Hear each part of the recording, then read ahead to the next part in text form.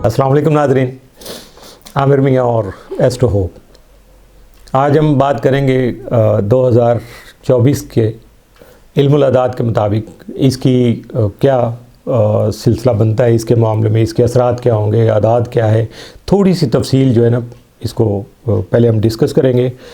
कि जैसे आप जानते हैं कि दुनिया में तो हिसाब किताब करने के लिए बहुत सारे उलूम जो राइज हैं, जिनमें इल्मुल अदाद का न्यूमरोलॉजी का भी एक बहुत अहम हिस्सा है और लोग बहुत ज़्यादा इससे फ़ायदा भी उठाते हैं, इससे पेशेंगोइयाँ भी करते हैं, इसके बारे में अपने ख़यालात का इजहार भी करते हैं, तजर्बात को भी शेयर करते हैं।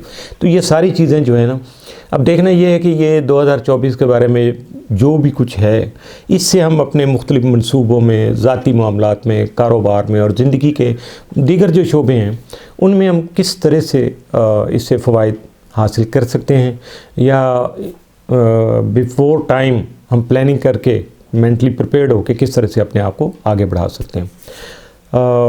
इसके बारे में बात करने से पहले आपसे रिक्वेस्ट है कि अगर आपने चैनल सब्सक्राइब कर लिया हुआ है तो बहुत शुक्रिया, नहीं किया तो इसको सब्सक्राइब कर लीजिएगा, लाइक कर लीजिएगा। वीडियो भी यकीनन आपको पसंद आएगी तो उसके बाद फिर इसको भी शेयर कर लीजिएगा। और सबसे ज़रूरी बात है कि ये सारा कुछ सुनने के बाद जब आप वीडियो पूरी सुन लेंगे तो फिर बहुत कुछ सवाल आपके जहन में आ सकते हैं, तो उसके लिए आप नीचे अपना कमेंट बॉक्स में अपना लिख सकते हैं, अपने तासरात, अपने जज्बात का इजहार कर सकते हैं।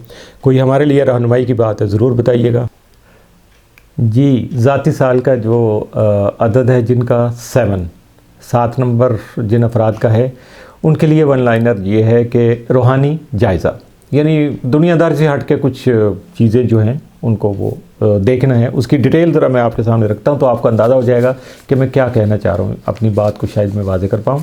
तो जिन अफराद का 7 नंबर बनेगा according to date of birth, उसके मुताबिक ये बनेगा कि उनको इस साल में जो है वो अपने अंदर झांकने की ना सिर्फ ज़रूरत जो है उसका एहसास उनके अंदर जागेगा खुद से ही, बल्कि उनको हर मामले में ना, बहुत सारे मामलात होते हैं ज़िंदगी के, उनमें सब्र व तहम्मुल का मुज़ाहरा करना होगा।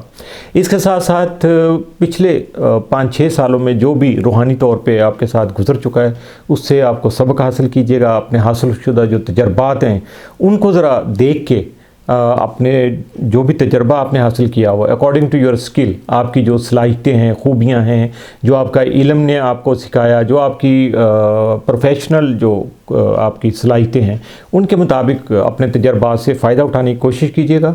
और यकीनन आपको ये अच्छी तरह से अंदाज़ा हो जाएगा कि पिछले 6 सालों में क्या कुछ बीता है और अब आपको किस किस चीज़ में, किस किस मामले में, किस किस शोबे में क्या क्या तब्दीली करने की ज़रूरत है, और ये आप बखूबी कर सकेंगे। बल्कि ये आपको नहीं सोचना कि आप इस वक्त क्या क्या मुझे नहीं करना, नहीं, अब आपको ये सोचना है कि क्या क्या करना है। नहीं करने वाली बातें ख़त्म हो गई, अब आपको आगे कदम बढ़ाना है ताकि आप अच्छी तरह से चल जाएं। और इसके साथ साथ आपको अच्छी तरह से अब ये भी अंदाज़ा हो गया होगा कि अगर आप अपनी मनमानी ना करें, ज़िद और अना से काम ना लें, तो आपके बहुत सारे मामलात जो हैं वो कुदरती तौर पर अपने अंजाम को पहुँच जाते हैं, यानी तकमील की तरफ चले जाते हैं। बहुत सारे काम जो होना होते हैं, अगर आप अपनी ज़िद और अना से काम लेंगे, अपनी मनमानी करेंगे, उनको अपनी मर्ज़ी के मुताबिक ढालने की कोशिश करेंगे, तो शायद वो उनमें या तो डिले हो जाएगा या उनके रिज़ल्ट प्रॉपर नहीं आएंगे, कुछ गड़बड़ हो जाएगी। तो इस जो ना मामले को आपने जहन में रखना है और इन चीज़ों से बचना है, आपने ऐसा बिल्कुल भी नहीं करना। और इस साल अगर आपके जो ज़िंदगी से जुड़े हुए कुछ मामलात हैं वो आपके सामने आ सकते हैं, और आपके सेहत के कुछ सिलसिले हैं उनके बारे में कुछ थोड़ी सी तशवीश भी आपको पैदा हो सकती है, वहम भी पैदा हो सकता है, और वो हकीकत भी हो सकता है। ये तीनों चीज़ें हैं कि बस रियलिटी, यानी ये सारे मफहूम, मतलब मेरा कहने का ये है कि ग्राउंड रियलिटी को देखना है, हक़ाइक़ को देखना है, अपने हकीकत पे रखना है, अपने आप को वहम में, तशवीश में मुब्तला नहीं करना। और यकीनन इसकी वजह से ही जब आप इन चीज़ों से थोड़ा सा अपने आप को दूर करेंगे, और इन चीज़ों की मेरे साथ ये परेशानियाँ क्यों हुई, मेरी सेहत में ख़राबी क्यों आई, आपकी डाइट से हो सकती है, आपके रूटीन लाइफ से हो सकती है, अब या आपकी फ़िक्र फ़ाका से हो जाएगी, आप बस सोचे जा रहे हैं, एक चीज़ ज़हन में आ गई है। तो जब आप इन चीज़ों से जान छुड़ाएंगे या इनकी आप वजूहात तलाश करने की कोशिश करेंगे तो यकीनन आप फ्रेश हो जाएंगे, जहन से बहुत सारी उलझनें निकलेंगी, जहन खाली होगा, आपका फ्रेश हो जाएगा। तो इंशाअल्लाह ताला फिर आप भी खुश खुर्रम हो जाएंगे, और आपके लिए जो है ना वो मामलात जो हैं आपको बिल्कुल ठीक ठाक लगेंगे। और इस साल आपको ये भी अंदाज़ा होगा कि पिछले सालों में आपकी जो मसरूफियत थी, जितनी ज़्यादा आपने एक्टिविटीज़ की हैं और लातादाद जो ज़िम्मेदारियाँ आपने निभाई हैं, लोगों से हट के लोगों की निस्बत आपने बहुत ज़्यादा ज़िम्मेदारियाँ निभाई हैं, तो यकीनन इस साल जो ये टाइम जो आपके पास आया है, तो यकीनन ये ऐसा ही है जैसे स्कूल जाते बच्चे को कुछ दरमियान में छुट्टियाँ आ जाएँ तो वो थोड़ा रिलैक्स हो जाता है। ना तो उसकी स्कूल से जान छूटती है, ना होमवर्क से जान छूटती है, ना घर की जिम्मेदारियों से जान छूटती है, लेकिन वो बहुत रिलैक्स होता है कि जी छुट्टियाँ हैं। तो इसी तरह का कुछ फीलिंग्स आपकी भी हो सकती हैं और आप अपने आप को खासा बेहतर जो है ना महसूस करते हैं। अपनी जिम्मेदारियाँ जो हैं कुछ कम करने के लिए आप दूसरों को भी तफवीज़ कर सकते हैं। ये भी हो सकता है कि आप वन मैन शो कर रहे थे, अब आपको थोड़ा सा उससे हटना है, आपको अपनी जिम्मेदारियों जो है ना वो कुछ शेयर करनी है, अपने साथ दूसरों को भी मिलाना है। वन मैन शो नहीं करना, सारा कुछ ही बस इन हैंड नहीं, कुछ दूसरों को भी काम करने दें और उनको भी लगे। और उसके बाद जो आपको टाइम मिलेगा उसमें आप आराम करिएगा, गौर कीजिएगा, सोचिएगा, समझिएगा कि आपके लिए फ्यूचर में लाहे अमल कैसा होना चाहिए, आपकी हिकमत अमली कैसी होनी चाहिए, काम को कैसे आपको आगे बढ़ाना है। तो बेसिकली ये साल जो है रूहानियत से भरपूर है। जो आपकी स्पिरिचुअली रूहानी तौर पे जो आपकी तरक्की है, आपका विजडम है, आपकी सिक्स सेंस है और हालात की आगाही है, अल्लाह की तरफ आपका जो रुझान है वो मज़ीद बढ़ेगा, बहुत बेहतर होगा। तो शुरू में तो ये साल शुरू होते ही आपको ऐसा लगेगा कि जैसे यार बिल्कुल जो कोई आपको मदद नहीं है, कोई रहनुमाई ही नहीं है, जैसे आप भटक रहे हैं, बिल्कुल समुद्र में है, तूफ़ानों में, ऐसी उलझने सी होंगी आपको। लेकिन ऐसा नहीं होगा।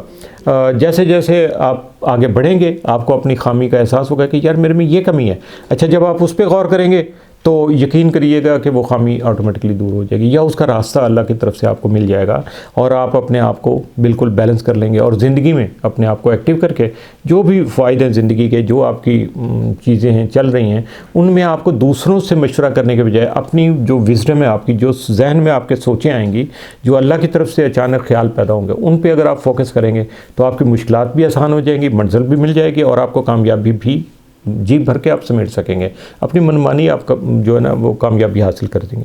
लेकिन याद रखिएगा कि ये साल जो खासा सुस्त रवि का जो शिकार होगा, बड़े सुकून से इसमें चीज़ें चलेंगी आपके लिए, 7 नंबर वालों के लिए। और इसके साथ साथ ये भी आपको पता है कि कोई भी काम जो है वो एक रात में या एक लम्हे में नहीं होता, उसके लिए टाइम चाहिए होता है। तो इसलिए आप जब अपना मुतहम्मिल मिजाजी इख्तियार करेंगे और साथ सिर्फ आपने तहम्मुल ही नहीं अपने अंदर पैदा करना, मुश्किल मिजाजी भी करनी है कि जो काम आप कर रहे हैं उसी को कंटिन्यू करिएगा। तो यकीनन जब आप ये 2 चीज़ें आपके अंदर आ जाएंगी और आप अपने कामों को अंजाम देने की कोशिश करेंगे तो उसमें ये होगा कि आपको अपने टारगेट भी मिल जाएंगे, अहदाफ भी आप हासिल कर लेंगे। लेकिन उसके दौरान में आपको मेहनत शायद उन चीज़ों के लिए इतना ना करना पड़े जितना ये जानने के लिए करना पड़े कि मुझे क्या करना है और मैं किस तरह से ये काम अंजाम दूँ। और बस ऐसे ही है जैसे तन्हाई का एहसास हो जाए और बंदे को पता ही ना हो कि मैंने तन्हा रहना कैसे है, क्या क्या लवाजमात होते हैं। तो ये इसी तरह की कुछ कैफियत आपके सामने आएंगी। मादी फ़वाइद के जो हसूल हैं या दुनियादारी जो है उसके लिए शायद ये साल इस हद तक कारगर नहीं होगा।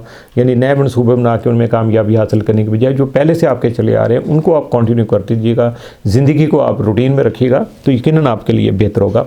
बहुत ज़्यादा आपके लिए हैरत अंगेज़ इंकशाफात हो सकेंगे रूहानी तौर पे। बहुत सारी चीज़ों की आपको इन एडवांस आगाही मिल जाएगी, बहुत सारी चीज़ें ऐसी आपके सामने आएंगी कि आप हैरान हो जाएंगे कि ऐसा तो मैंने कभी सोचा भी नहीं था। इसके लिए बस यही है कि आपको प्रॉपर जगह पे मौजूद रहना है और दुरुस्त अंदाज में अपने आप को आगे बढ़ाना है, कोई गलती करने की कोशिश नहीं करनी।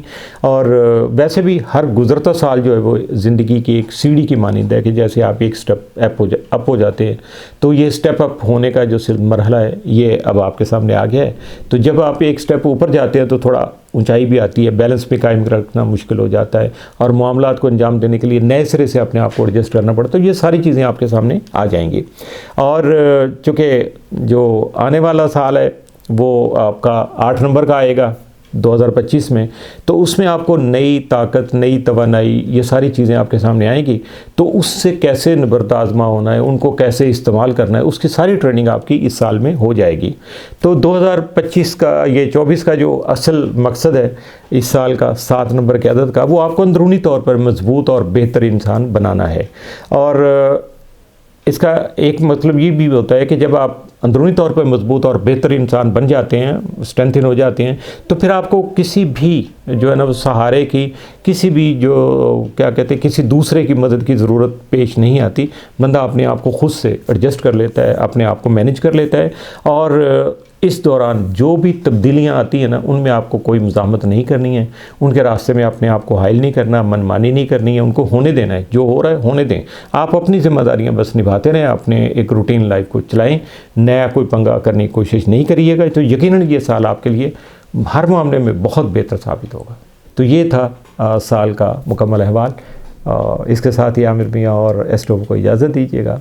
अल्लाह हाफ़िज़।